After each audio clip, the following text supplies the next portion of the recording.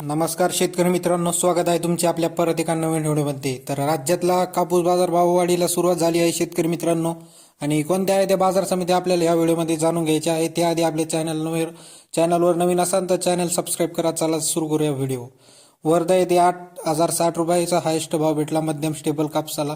पुढची बाजार समिती आहे आपली पुलगाव येथे 7,650 रुपयाचा मध्यम स्टेपल कापसाला भाव भेटत आहे शेतकरी मित्रांनो। शेंदी सेलू येथे 7,525 रुपयाचा हायेस्ट भाव भेटला।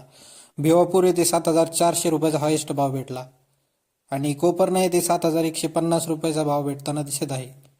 काटोळ येथे 7,300 रुपये, आणि पुढची बाजार समिती आहे आपली देऊळगाव राजा येथे 7,205 रुपयाचा लोकल कापसाला भाव भेटताना दिसत आहे। उमरेड येथे लोकल 7,320 रुपये, अकोला येथे लोकल 8,010 रुपयाचा भाव भेटताना दिसत आहे। अकोला येथे लोकल कापसाला 7,780 रुपये, आणि घाटंजी येथे 7,380 रुपयाचा भाव भेटताना, हातगाव येथे 8,060 रुपयाचा भाव भेटताना दिसत आहे।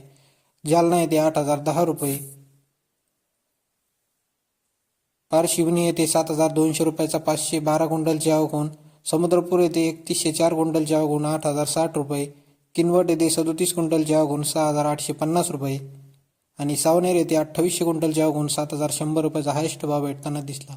अमरावती 7,225 रुपये, आणि बीड येथे 7,160 रुपयाचा हायेस्ट भाव भेटताना दिसत आहे। शेतकरी मित्रांनो, चॅनलवर नवीन असाल तर नक्की सबस्क्राईब करा। भेटूया पुढच्या व्हिडिओमध्ये। धन्यवाद।